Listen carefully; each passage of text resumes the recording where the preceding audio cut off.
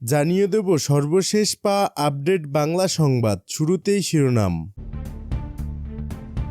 শুরুতেই জানাবো বিএনপির লজ্জা হওয়া উচিত বললেন সার্জিস। জানাবো পাকিস্তানি হানাদার বাহিনীর নরকীয় হত্যাযজ্ঞে জাতি আজও শোকাহত, প্রধান উপদেষ্টা ডক্টর মোহাম্মদ ইউনূস। থাকছে আবারও যুক্তরাষ্ট্র থেকে বাংলাদেশের কড়া বার্তা এবং দেশের বর্তমান পরিস্থিতি নিয়ে সেনাপ্রধানের স্পষ্ট বার্তা।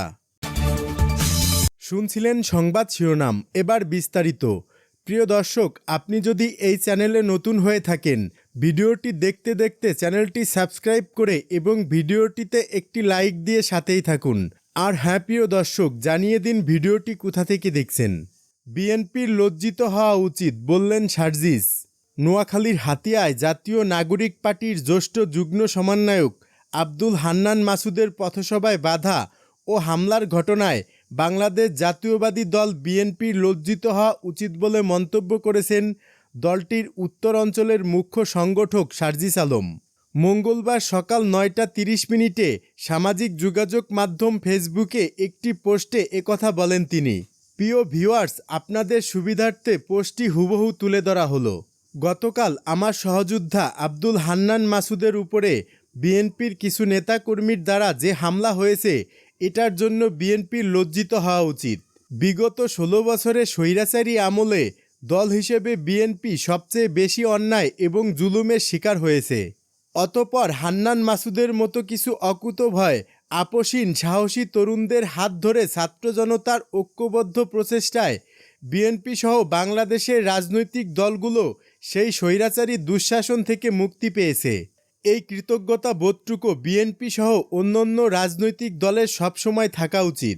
এই মুহূর্তে বিএনপি বাংলাদেশের সবচেয়ে বড় রাজনৈতিক দল, এজন্য তাদের দায়িত্ব, দায়বদ্ধতা এবং কর্মযজ্ঞ সবচেয়ে বড় হবে, এটাই স্বাভাবিক। শুধুমাত্র বিরোধী দল হওয়ার কারণে বিগত ১৬ বছরে বিএনপি কী অন্যায়, অত্যাচার এবং জুলুমের শিকার হয়েছে তার একটা সারসংক্ষেপ বিএনপির পক্ষ থেকে তাদের সারা দেশের নেতাকর্মীদের কাছে যাওয়া উচিত।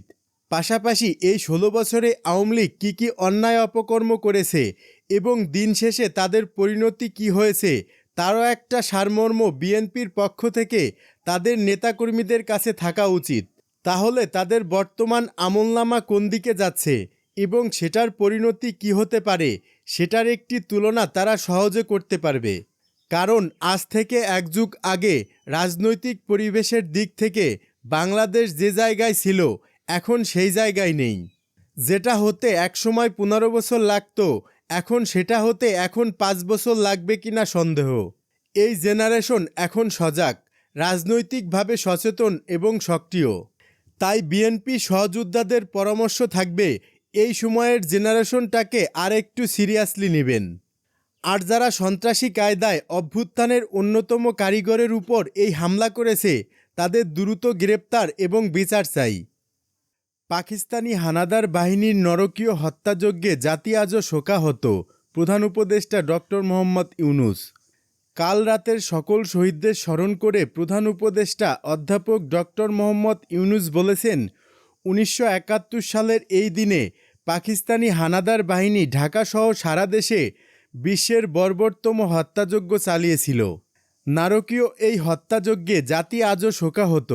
গণহত্যা দিবস উপলক্ষে এক বাণীতে তিনি আরও বলেন, ৭১-এর মার্চের দিনগুলোতে বাংলাদেশ যখন আন্দোলনে উত্তাল, তখন ২৫ মার্চ সন্ধ্যায় গণসহযোগ আন্দোলনের মধ্যেই স্বৈরশাসক ইয়াহিয়া গোপনে ঢাকা ত্যাগ করে। সেদিন মধ্যরাতে পাকিস্তানি সৈন্যরা অপারেশন সার্চলাইট পরিচালনা করে ঘুমন্ত নিরস্ত মানুষের উপর ইতিহাসের নৃশংসতম হত্যাযজ্ঞ চালায়। ঢাকা বিশ্ববিদ্যালয়, পিলখানা এবং রাজারবাগ সহ সারা দেশে অত্যাধুনিক অস্ত্রে সজ্জিত হানাদার বাহিনীর অতর্কিত হামলায় শহীদ হন ছাত্র, শিক্ষক, পুলিশ ও সেনা সদস্য সহ হাজারো নিরপরাধ মানুষ। তাদের আত্মদানের পথ ধরেই দীর্ঘ ৯ মাস রক্তক্ষয়ী যুদ্ধের মাধ্যমে আমরা অর্জন করেছি কাঙ্ক্ষিত স্বাধীনতা। তিনি বলেন, স্বাধীনতা পরবর্তী যে বাংলাদেশ আমরা চেয়েছিলাম, সে বাংলাদেশে পতিত স্বৈরাচারের শাসনামলে মানুষের কোনো মৌলিক অধিকার ছিল না। জুলাই গণ অভ্যুত্থানে ছাত্র জনতার বিরুদ্ধে জাতি স্বৈরাচারের অত্যাচার নিপীড়নের হাত থেকে মুক্তি পেয়েছে। একটি ন্যায়ভিত্তিক সমাজ বিনির্মাণ ও আইনের শাসন প্রতিষ্ঠায় অন্তর্বর্তীকালীন সরকার মহান মুক্তিযুদ্ধ ও জুলাই গণ অভ্যুত্থানের চেতনাকে ধারণ করে এগিয়ে যেতে চায়। 25 মার্চের কালরাতে সকল শহীদদের আত্মার মাগফিরাত কামনা করে প্রধান উপদেষ্টা বলেন, নতুন বাংলাদেশ একটি শক্তিশালী, শান্তিপূর্ণ ও গণতান্ত্রিক দেশ হিসেবে গড়ে উঠবে। গণহত্যা দিবসে এই আমাদের অঙ্গীকার। আবারও যুক্তরাষ্ট্র থেকে বাংলাদেশের কড়া বার্তা। যুক্তরাষ্ট্রের পররাষ্ট্র দপ্তরের নিয়মিত ব্রিফিংয়ে আবারও বাংলাদেশের প্রসঙ্গ উঠেছে। এক সাংবাদিক প্রশ্ন করেন, বাংলাদেশে চরমপন্থী হামলা এবং সাংবাদিকদের গ্রেপ্তারের বিষয়ে যুক্তরাষ্ট্রের অবস্থান কী? তবে সরাসরি কোনো জবাব দেননি পররাষ্ট্র দপ্তরের মুখপাত্র ট্যামি ব্রুস।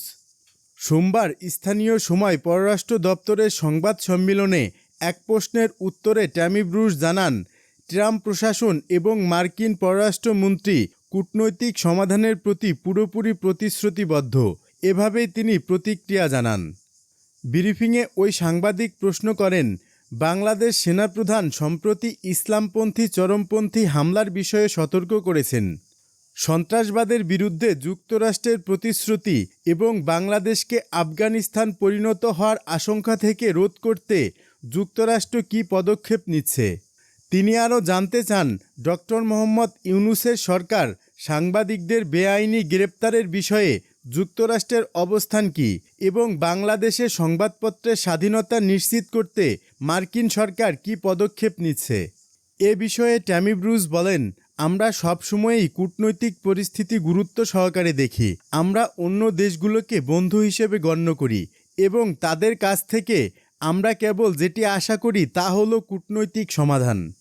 তিনি আরও বলেন, আমাদের সৌভাগ্য যে এমন একটি প্রশাসন রয়েছে এবং একজন পররাষ্ট্রমন্ত্রী আছেন যিনি কূটনৈতিক সমাধানের প্রতি সম্পূর্ণভাবে প্রতিশ্রুতিবদ্ধ। আমাদের প্রেসিডেন্টও বিষয়গুলো গুরুত্ব সহকারে নেন এবং তিনি নিশ্চিত যে বিশ্বের সব দেশের সঙ্গে মানবাধিকার সুরক্ষিত রাখা এবং নাগরিকদের অধিকার প্রতিষ্ঠিত রাখা হবে। দেশের বর্তমান পরিস্থিতি নিয়ে সেনাপ্রধানের স্পষ্ট বার্তা। দেশের পরিস্থিতি নিয়ে বিভিন্ন গুজবের মাঝে সেনাবাহিনীর প্রধান জেনারেল ওয়াকারুজ্জামান একটি স্পষ্ট বার্তা দিয়েছেন। বাংলাদেশে কোনো জরুরি অবস্থা জারি হয়নি। তিনি বলেন, সেনাবাহিনী একটি পেশাদার বাহিনী যার কার্যক্রম সম্পর্কে সরকার এবং জনগণ উভয়ই অবগত। কিছু মহল গুজব ছড়ানোর চেষ্টা করছে, তবে এতে বিভ্রান্ত না হয়ে ধৈর্যের সঙ্গে পরিস্থিতি মোকাবেলা করতে হবে। ঢাকা সেনানিবাসের সেনা অঙ্গনে এক বিশেষ বৈঠকে সেনাপ্রধান এই বার্তা দেন। বৈঠকে উপস্থিত একাধিক সূত্র জানায়, দেশের সাম্প্রতিক পরিস্থিতি, অপপ্রচার, গুজব এবং উস্কানিমূলক বক্তব্য নিয়ে বিস্তারিত আলোচনা হয়। ঢাকার বাইরের সেনা কর্মকর্তারাও অনলাইনের মাধ্যমে বৈঠকে অংশ নেন। সেনাপ্রধান বলেন, গুজব এবং বিভ্রান্তিকর তথ্য ছড়ানো হচ্ছে, তবে বাস্তবতা একেবারেই আলাদা। সেনাবাহিনী দৃঢ় অবস্থানে রয়েছে এবং দেশ ও জাতির প্রতি আমাদের দায়িত্ব অবিচল রয়েছে।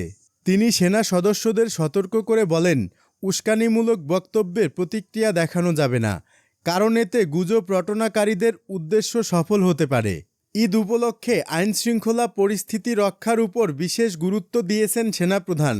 তিনি বলেন, যদি কোথাও আইনশৃঙ্খলার অবনতি ঘটে তা কঠোরভাবে নিয়ন্ত্রণ করতে হবে। আমাদের সর্বোচ্চ অগ্রাধিকার দেশের নিরাপত্তা এবং জনগণের শান্তি নিশ্চিত করা। গত সপ্তাহে জাতিসংঘ মহাসচিব অ্যান্তোনিও গুতারেস বাংলাদেশ সফর করেন এবং শান্তিরক্ষী মিশনে বাংলাদেশের ভূমিকার ভূয়সী প্রশংসা করেন। 5 আগস্ট পরবর্তী পরিস্থিতি সামলানোর ক্ষেত্রে সেনাবাহিনীর দায়িত্বশীল ভূমিকারও স্বীকৃতি দেন তিনি। এছাড়া কক্সবাজারে 1 লাখ রোহিঙ্গার জন্য আয়োজিত ইফতার অনুষ্ঠানে সেনাবাহিনীর সহযোগিতার জন্য রামু সেনানিবাসকে ধন্যবাদ জানান সেনাপ্রধান। সম্প্রতি যুক্তরাষ্ট্রের সিনেটর গ্যারি পিটার্স সেনাপ্রধানের সঙ্গে সৌজন্য সাক্ষাৎ করেন এবং বাংলাদেশ সেনাবাহিনীর কর্মকাণ্ডে সন্তোষ প্রকাশ করেন। সেনাপ্রধান জানান, আন্তর্জাতিক পর্যায়ে বাংলাদেশের সেনাবাহিনী ক্রমাগত প্রশংসিত হচ্ছে, যা দেশের জন্য গর্বের বিষয়।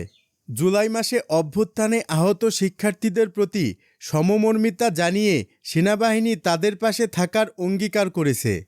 গত রোববার ঢাকা সেনানিবাসে সেনা মঞ্চে আহত শিক্ষার্থীদের সম্মানে একটি বিশেষ ইফতার অনুষ্ঠানের আয়োজন করা হয়।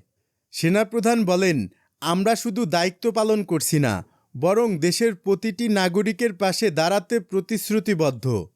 সেনাপ্রধানের এই বক্তব্য স্পষ্টভাবে জানিয়ে দেয়, দেশে কোনো জরুরি অবস্থা নেই। গুজবে কান না দিয়ে সঠিক তথ্যের ভিত্তিতে দায়িত্ব পালন করতে হবে। সেনাবাহিনী পেশাদারিত্ব বজায় রেখে দেশের নিরাপত্তা নিশ্চিত করতে সদা প্রস্তুত।